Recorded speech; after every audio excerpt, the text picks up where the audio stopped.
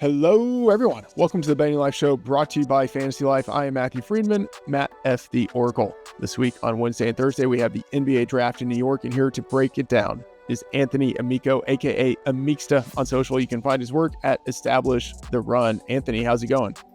It's going good, man. It's good to talk to you. I feel like it's been a while, but, always a pleasure.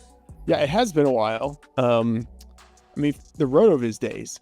Oh, yeah. Really, that's how it all started. In fact, so we have as the producer on the show, we have Matt LaMarca, who was also there, in the road of his days. And before the show started, he was talking a little bit of trash, Amico, about how he took $200 off of you for the NBA Finals, where he was betting, of course, Celtics minus 2.5 on the series line, as he had been doing all during the playoffs. And you full-heartedly thought that my Mavericks would be able to win more than a game. Yeah, it's just, didn't respect the Celtics. It was definitely a little bit of an emotional bet for me, just because I hate Boston. And you know what? We'll move on. I basically am pretending like the last 2 weeks of basketball haven't happened. So, yeah, it's fine. Look, I didn't bet on the Mavericks just because I have no faith at all in anything really. So, but I wouldn't say like it was because I was intelligent, just because I was scared. But I might make some bets on the NBA draft. And the NFL draft always, well, I shouldn't say always, because this past NFL draft wasn't quite a fun experience from the betting perspective, but still a fun experience to go through in terms of just, everything in terms of the markets, the machinations, the movements. And we have that again with the NBA draft. And it starts on Wednesday, and it starts with the Hawks at number 1. And so I want to get your thoughts. We'll kind of run through some of those top picks and then talk about any other picks, probably within the first round or so that have your eye. Talk about some players' draft positions and other markets as well, top 5, top 10, round 1. But let's start at number 1. What is it that you think we will end up seeing on Wednesday? Yeah, so the deal with the Hawks at number 1 is that it sounds like they maybe have Zaccharie Risacher as their top guy, but that maybe their top preference would be to trade back and select Donovan Clingan, the UConn center.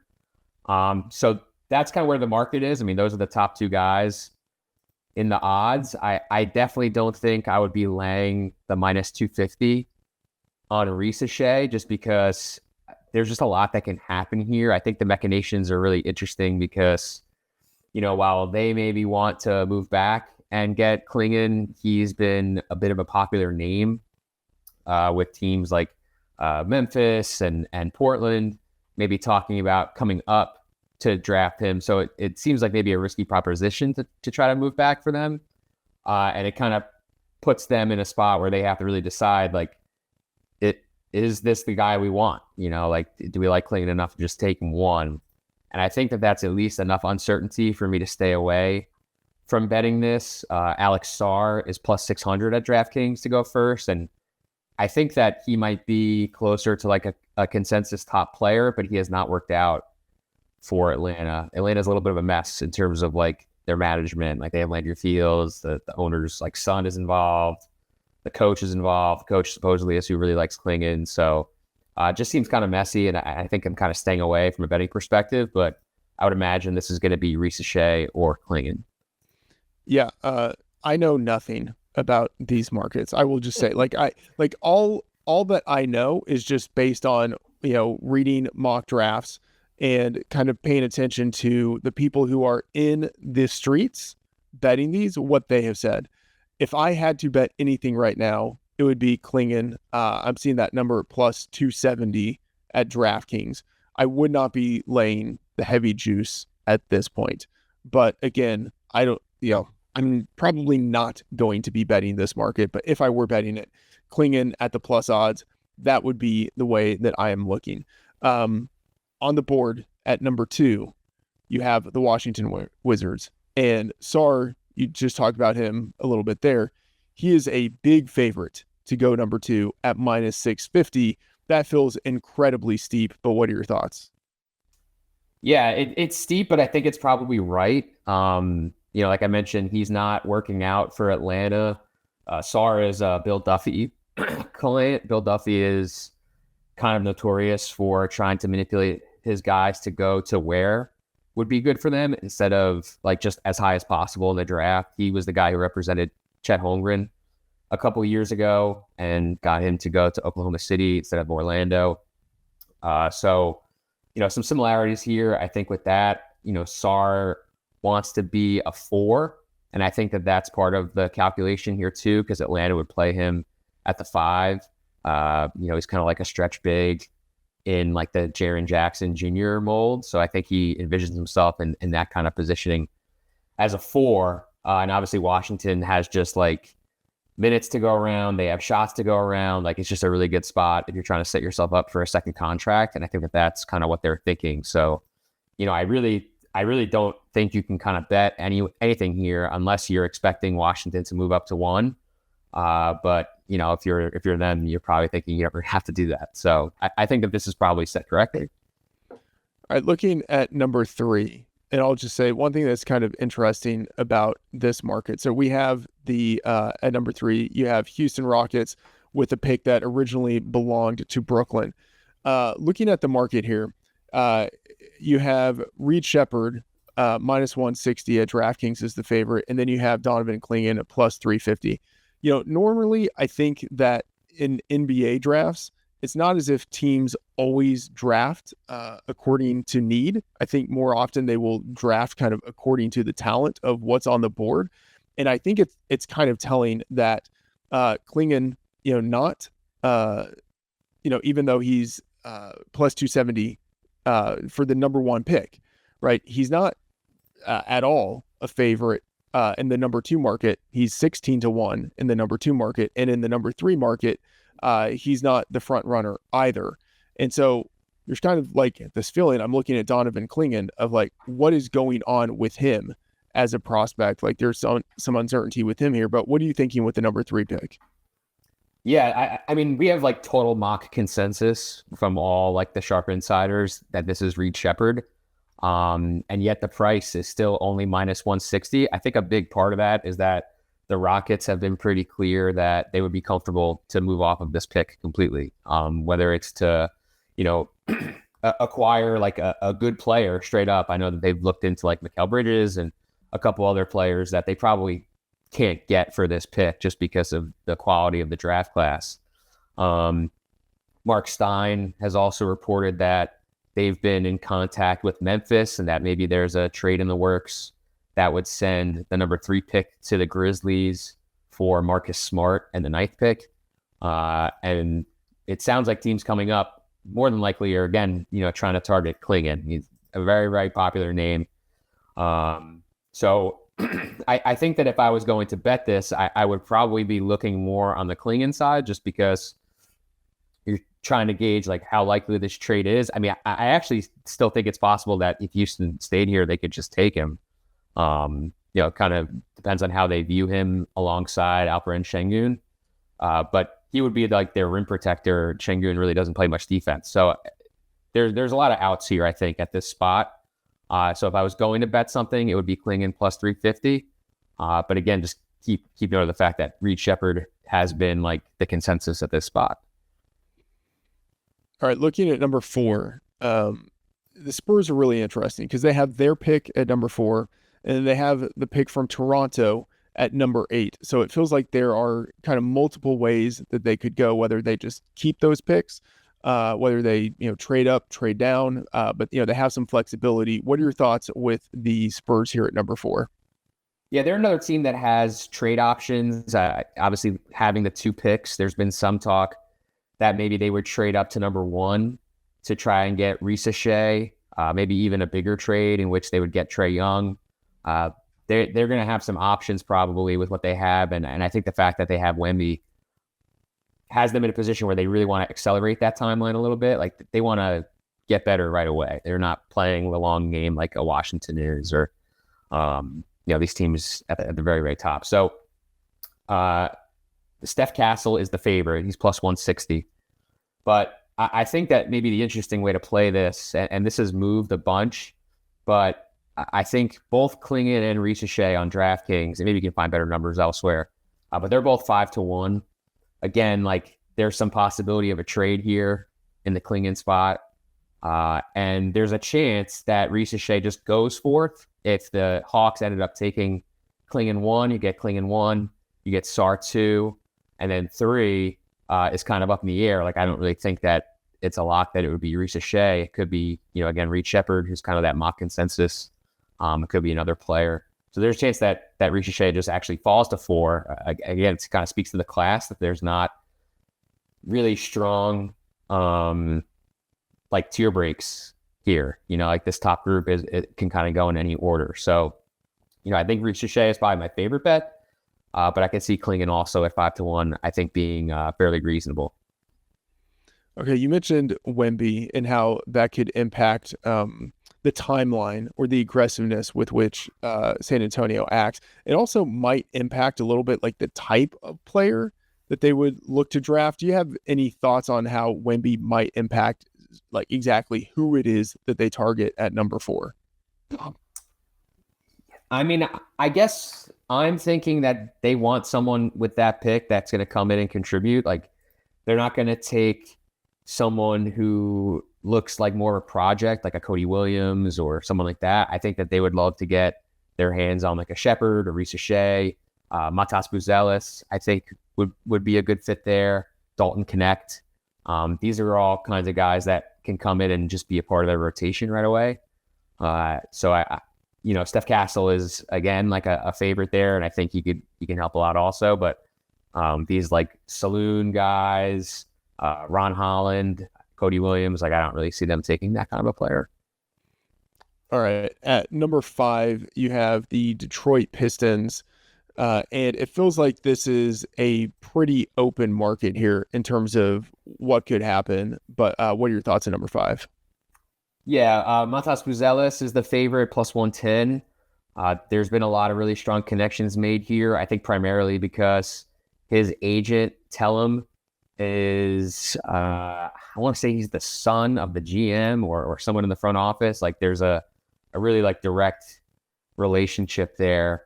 And he was someone who like entering the year was the number 1 guy. So like number 1, number 2. So I think like from a talent perspective, it could make sense. From a connection standpoint, it could make sense. But again, this is like another trade spot. And that's like, I think we're going to see some movement tomorrow. And again, Clingan is 10-1 here. So that's kind of like the guy, like if you look at Sam Vicini over at The Athletic, he has a team trading into the 5 spot with Detroit. I don't really think Detroit is beholden to anyone at this pick. There's been some talk that they like Jacoby Walter. He's 100-1. So I kind of like that as a sprinkle. I think we want to just be super open-minded with this team because it's new front office. It's new coaching, who they have not yet decided on. And they're pretty terrible. So I think pretty much everything is on the board here. All right, I'm looking at the DraftKings odds for picks 6 through 10. You have Detroit at 6, Portland at 7, San Antonio at 8, Memphis at 9, Utah at 10. Keeping in mind that, again, as you mentioned, like we could see significant trade action in the top 10 here. Picks 6 through 10. Is there anything that really stands out to you in terms of those markets? Yeah, I mean, I think this is the Dalton Knecht range. So, he's a favorite at 6. I don't really think that he would make it past 9. I honestly don't really think he'd make it past 8. And so he's a little long for a couple of these picks. Like at 8, he's 9-1. At 7, he's plus 650. Like I really don't think he's going to make it past these teams. So I like taking a couple shots on Knecht. I think that, again, if we're looking at like teams that could trade, San Antonio again, I think would be a potential trade spot. But I think Memphis at 9, we already talked about them maybe coming up.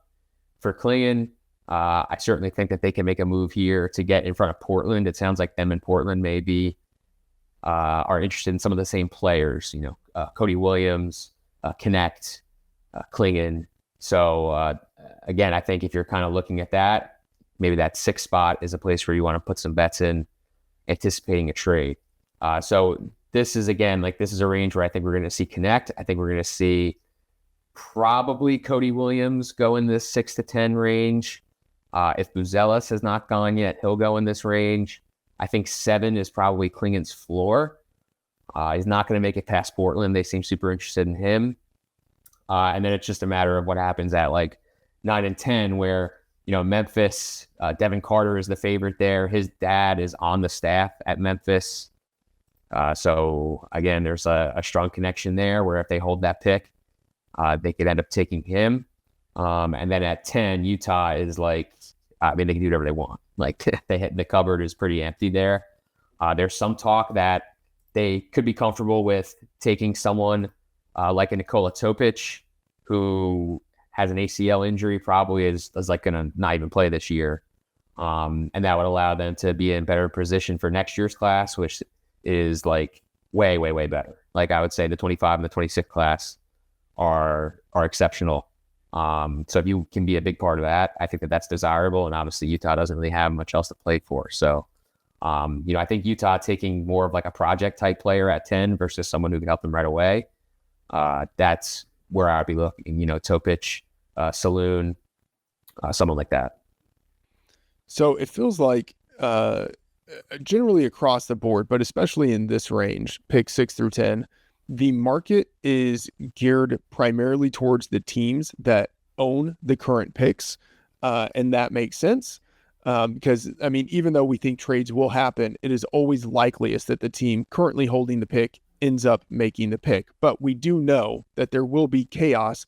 Do you think there are specific opportunities in picks 6 through 10 to try to leverage the potential chaos that we might see of trades happening, teams moving up, teams moving down, a guy maybe falls down the board a little bit? Anything that kind of stands out to you in that mindset? Yeah, I think at the 7th spot, Buzelis at plus 750. And then again, Buzelis again at 8, 15-1. If someone is moving up for Clingan and Steph Castle also goes ahead of Buzelis, like, he's going to slide a little bit. If he doesn't go 5, there's a decent chance that he falls to like 7 or 8 just because of the way the rest of the board falls. So I think that's probably how I would play that. There's going to be other opportunities probably in the next 24 hours if you just pay attention, but right now that would be where I would go. Okay, the gods of gambling bless the sports books who have put up some lines for, picks 11 through 25. And, it just feels like there is so much uncertainty in the draft, especially when you get that far down. Inside the top 10, you can make some, pretty decent educated guesses.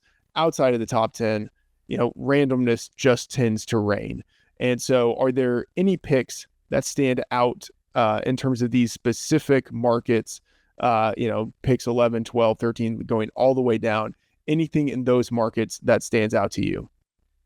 Yeah, I don't have like a specific bet, but I think it's important to keep track of picks that we think could be on the move. So like pick 12, I think Oklahoma City, with all the assets that they have, would be a team that could trade up. Again, like you said before, like a lot of these picks a lot of these markets are geared towards who owns the pick now. So if you just think about like who they could flip with in a trade up, you're going to get some leverage there. Sacramento at 13, they're another team that is looking to trade just completely out of this draft, like just trade the 13th pick for a player so that they can compete a little bit harder next season. Philly is kind of similar to Sacramento in that they'd like to move off their pick for some win now talent. Phoenix at 22 could pretty much do anything because they don't have any assets. They've traded everything away. Anything that isn't bolsters at the floor, basically, so that they could get their 3 stars or 2.5 stars. And they could do a lot of different things. They could try to move up to get a better player, someone that they like. They could try to move down to accumulate more picks. They could try to move out and just turn that pick into a player that could be a part of their rotation right away. So that 22nd pick, I think, could go a lot of different directions. It's super heavily concentrated right now on Tyler Kolek, who they've been connected with. So pretty much anyone else in that range that you think could go, you're going to get a decent price on. I'm probably looking at the guys that are 20-1 and longer, just because I think the payoff kind of has to be worth it to risk money in these areas. And then I feel similarly with the Knicks. The Knicks have 2 picks at 24 and 25. Tom Thibodeau like basically hates rookies, so I don't really think that they're going to bring in, and they have an early second round pick. So I really don't think they're going to bring in 3 rookies. They're either going to consolidate these picks to move up, maybe trade into a future draft, something like that. So again, like guys that they've been connected to, Ryan Dunn, Johnny Furphy, Baylor Shireman, those are the guys at the top of the board there. But, players who could just go in this range, like I think at pick 24, like Deron Holmes, this is kind of his range. And he's 25-1. So that's a bet that I like as well. So that's kind of how I'm playing these. Like I'm really just looking at the teams that could trade.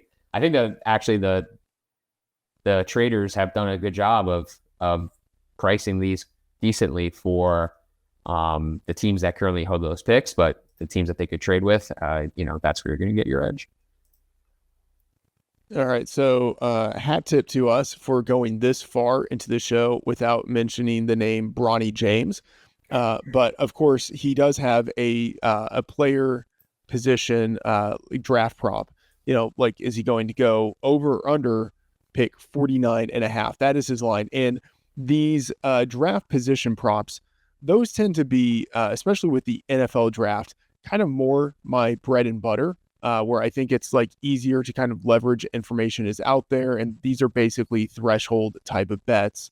And I think it's easier to get a sense of these. But people do love talking about the previous markets where you can, get some long shots in there and really pay off. What are your thoughts kind of going through these markets here? And let's start with, Bronny James. There's a lot of speculation as to, whether he is actually like an NBA caliber player. The teams that might be interested in him, whether there actually would be some sort of leverage point where a team can get him and then they actually are able to get LeBron James. But what are your thoughts on Bronny James in general, and then the draft position prop of 49.5? Yeah, so I think the consensus right now is basically that the only reason that Bronny is draftable is because of his dad, and whatever may come with that. So I would say the strong consensus has been that he's going to go 55 to the Lakers. He's only worked out with the Lakers and the Suns. The Suns don't even have a second round pick. So Phoenix would have to move back or acquire a second round pick through some other outlets. They cannot buy a second round pick like they could in previous years because of the new second apron rules in the NBA. So they can't just like trade some cash for a pick and take Bronny. So Lakers at 55 has kind of been the consensus. This opened at 39.5. So it's moved a ton, I would say, in the last like 48 hours to get to where it is now. I kind of think that it's fine to play up until like 54.5 as an over. But you just have to be ready for like Clutch and LeBron to like make this happen somewhere else on the board. Like it's possible. I think that the most reasonable outcome is he goes 55 to the Lakers. That's the most likely outcome. But anything is kind of possible. So I'm not like windmilling this. I think at 39.5, I was hitting it decent, but I think right now it's still bettable for sure.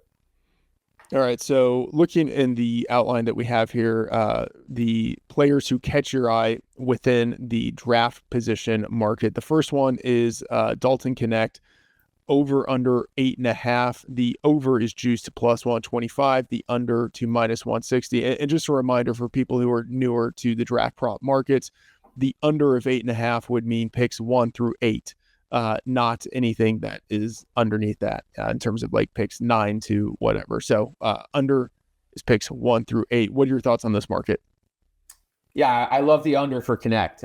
I think that he is one of the better players in this class that not enough people are talking about. I think the teams clearly like him, but Knecht is one of the few guys that has a combination of shooting ability and athleticism. He's a little older, so I think like that's part of why maybe people have him slipping a little further down the board, at least in earlier iterations of mocks. But if you look at his story, like Knecht was a guy who has grown I think 6 or 8 inches since his last high school season. So he had to work basically to get to high major basketball. And then he was one of the best players in the country. So I think teams were really infatuated with him. There's been some talk that he could go as high as 4 to San Antonio, 6 to Charlotte. And it sounds like both Portland and San Antonio again are really into this guy. So I just don't really think he'd make it past the Spurs twice. And that's why I think this is a really good under bet. Okay, the next one that has your eye, Ronald Holland at 9.5, the over -145, the under +115. What do you like with this bet? Yeah, Holland's another one of these guys that coming into the year was 1, 2, 3 on the board. But he played a season for the G League Ignite this year, and he can't shoot. So that's been a bit of a problem for him. He's high motor, good defense, but the shooting ability, the pre-draft process really hasn't been very good for him. And Wasserman over at Bleacher Report said, I think it was yesterday on a podcast, he basically said, I really like this guy, but I think he's going to go in the late lottery.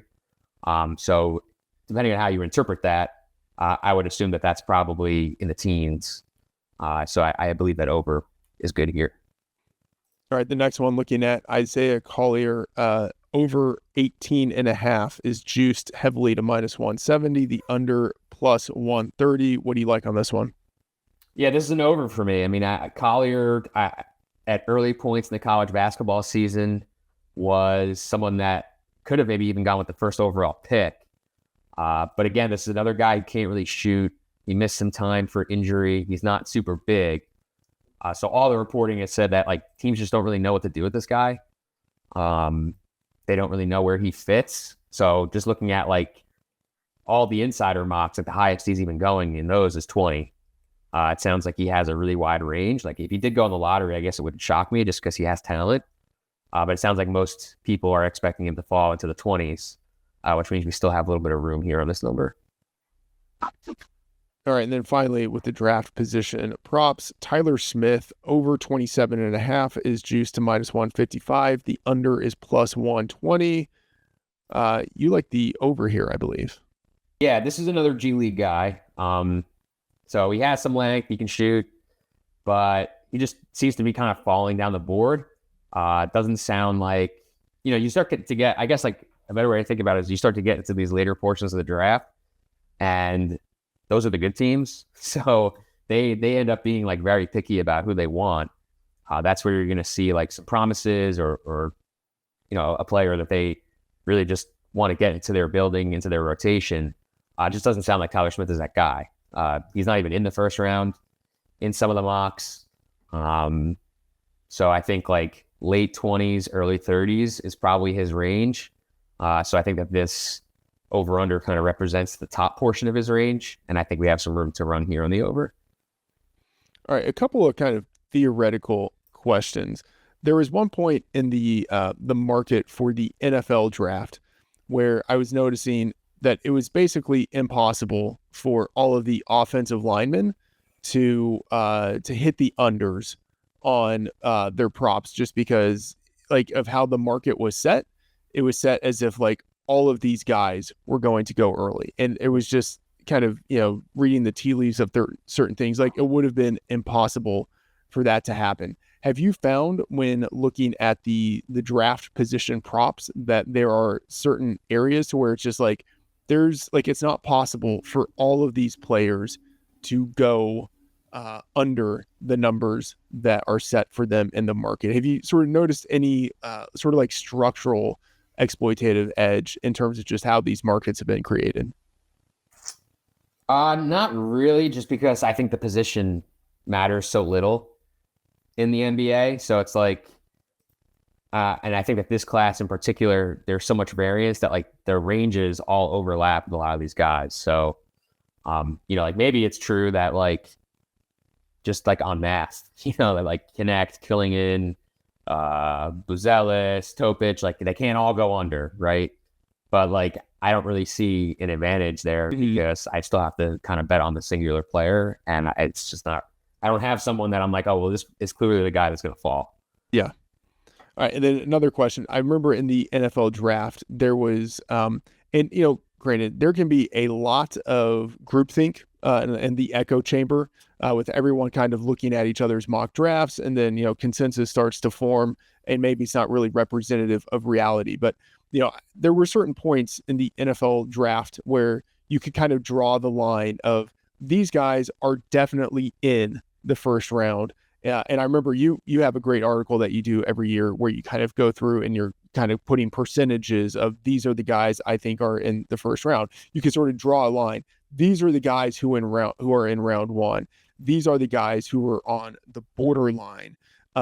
Is there a clear point where you think it's sort of like around pick like 21 or like wherever it is, but a clear point to where it's like this is where things in the NBA draft will really start to kind of go into chaos or like be really uncertain in terms of like players should probably be above this line, and then underneath this line it's kind of anyone's guess as to who ends up at the bottom of round one and where these guys go? Yeah, I think that there's probably, like just looking at my sheet, I think there's like 24 guys that I would say are like almost certainly going in the first round and like in the top like 25 or so picks. And then there's like a handful of guys that I feel really good about going in the first round.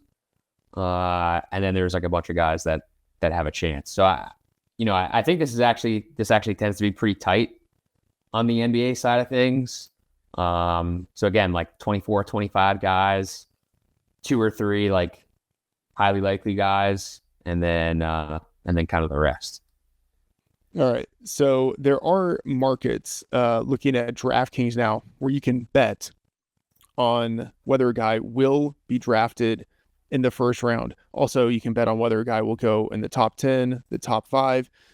We talked about Knecht already, how you feel highly likely to be drafted in the top 10, and you are willing to bet on that in that market. Yeah, I think he's minus 650 now on DraftKings. I mean, I think this is good to like, I think it's good to like infinity because I just don't think he's going outside of the top 10. But like realistically, I'm probably not laying more than minus 1,000. Again, like I think his range stops at 9. You get the extra pick if he falls to 10. I just don't really have much more to say. Like I just think this guy is, if he was 18, like he might go first, but he's like 23, so he'll go 8th or 9th or something. All right, so looking at the market for the first round pick, there are some guys that you like to go in round one.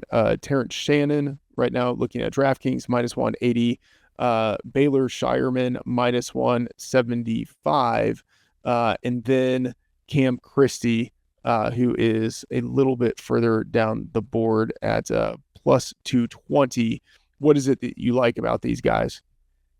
So Shannon is just like arrow up. He had this like rape case that was going on in the earlier portions of this process, so it was difficult to pinpoint where he might go. But he's been acquitted of those charges. Now it sounds like he's worked out really well. Again, Bassini at The Athletic has noted that he thinks it's more likely than not that he goes in the first round now. He's worked out really well on top of obviously the acquittal. So, I think that's probably good to like minus 200 or so. Yeah, do you want to just go on the other guys or? Yeah. Okay, yeah. So, and then Shireman has been, like, really since the combine, I feel like he has looked really good and likely as a first round pick. Like he was the best player there probably at the combine in terms of consistency. He's a guy who can come in and help teams right away. So when we talk about like these teams who are good, who are picking at the back end of the first round, like Shireman's someone who can come in and be in your rotation because he can make shots and he's, a bigger wing. So that opened at like plus 140, which I thought was an atrocious number. And now it's minus 175. Again, I think this is probably good to like minus 250. Feel pretty good about Shireman. He's in the first round for like all the sharp mocks, like all the insiders have him in. So I feel decent I would say about that one. And then Christie is definitely like a little bit more of a dart at plus 220. But Kristen Peak at Yahoo said that there's been some talk of a promise with him and the Timberwolves, who picked 27th. Christie's brother is already in the NBA. And Cam is a noted very good shooter, TM. So I feel like that is obviously a skill that teams covet. And then this does have some merit that he has a promise there. Then it's pretty likely that he'll go. As it stands, he's in all the mocks at like the 27 to 36 kind of range. So like that early round 2 at worst. So I feel like, plus 220, we're getting a pretty good price there. I like that. I like the plus 220 because I think that even though guys who are in the back half of round 1, early half of round 2, in a lot of mocks, like it might seem like there's a lot of volatility. Like often there is still like a threshold effect where if a guy, even if like he's on that borderline, if he's in a lot of the mocks, he still has like a pretty good chance of going in round 1. Like I'd say like a better chance than you would expect based on the fact that he's still like kind of like right on the borderline of round 1. So to be able to get someone like that at plus money, I think is pretty good value. You've mentioned a couple of times like, oh, this insider said this, the sharp mocks have said this. What are and you don't have to give the total list here, but who are some of the insiders, the reporters, the sources that you rely on when you're trying to sort through everything to give you, some insight into what might happen? Yeah, I think all the big ones for me are Kristen Peak at Yahoo, Kevin O'Connor at The Ringer, Gavoni and Wu at ESPN, Sam Viceni at The Athletic, and Wasserman at Bleacher Report. These are the guys who have connections, and they're really good about, I think, kind of laying things out there. Like I think Gavoni, Wu, and Viceni especially are really good about talking about player ranges within their mocks, which is super useful. Obviously, if you're betting. So that's the stuff I'm interested about. I mean, like the specific picks in the mocks almost matter a little bit less than like the blurbs that they write. And I think that a lot of people do good work in terms of giving us information. All right. It was interesting. I'll just say, as I'm passing on to the next thing, interesting some of the names you didn't mention in talking about who it is that you rely on there. But all right. A lot of markets, some that we didn't talk about, some of these matchup markets. Will this guy be drafted before this other guy? And the reason why I'm mentioning this is because I believe that out of all of the bets currently available right now, your favorite is in this category. What is your favorite bet right now for the NBA draft? Yeah, this is going to shock you, but it's another Dalton Knecht bet. But the market is Dalton Knecht versus Devin Carter. He's, again, the guard from Providence whose dad works for the Grizzlies. But I think that Carter, probably the absolute earliest he's going to go is 8. But I think he's like maybe 50-50 or like a slight dog to go in the top 10. So you're basically getting like that Dalton Knecht under 8.5 with the chance to run a little further. If Carter goes like, 13 or something, you get even more room for minus 170. So I think that's like, if you have nothing right now and you're listening to this show and you're like, how do I get a bet on Dalton Knecht? Like that's probably the best bet to make. Beautiful. So Dalton Knecht minus 170 being drafted ahead of Devin Carter, who is the plus 135 dog. All right, Anthony, this has been awesome. Anything you want to talk about in terms of what you got going on right now for research? Obviously, NBA draft is coming up, but fantasy football, that's always the thing that people are focused on. And you do a great job at Establish the Run with the content you do there. What do you have going on? Yeah, we're just going to keep updating all the Dynasty stuff. Definitely check out everything that we have for best ball. That's the hot thing right now. Herzig, Leone, Jack Miller, all the guys over there, they're doing an awesome job in terms of our best ball content. Leone just dropped the first part of his updated best ball manifesto, which is really good. I mean, it's going to test your attention span a little bit because it's long, but Leone does a good job of giving you the visuals and stuff along with it to make it easily digestible. So definitely a must read, I think, and just keep checking out all the stuff at ETR. All right, beautiful. Anthony, thanks so much for being on the show. Always a pleasure to talk with you and to catch up with you. And best of luck to you with all of your NBA draft endeavors. All right, that is going to do it for this episode of the Betting Life Show, brought to you by Fantasy Life. Please subscribe to the show and the newsletter. Tell your degenerate betting friends. Join the Discord. See all of our bets in the free Fantasy Life Bet Tracker. And follow us on social media at Amixta and Matt F. the Oracle. Thank you, and see you again next episode.